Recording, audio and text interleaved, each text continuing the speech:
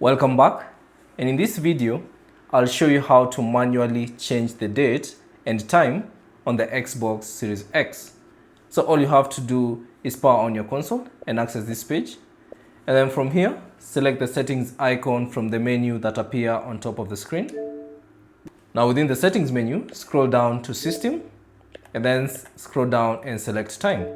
So as you can see, you can only change the time zone, but if you'd like to manually change the time and the date, all you have to do is go offline on the Xbox. So all you have to do is go select general and then go to network settings and then select go offline.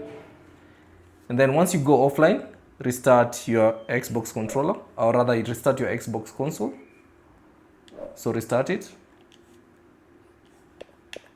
restart console.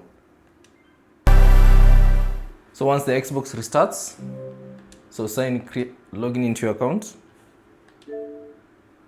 type in your PIN, and then from here the Xbox is in offline mode. So go to settings and then go to system and then select time, and then now you can manually change the time to suit your preferences. So that's basically it on how to manually change the time and the date on the Xbox Series X. Thanks for watching. If you have any questions, leave them down in the comment section below. And if you found this video useful, consider leaving a like and subscribe to the channel.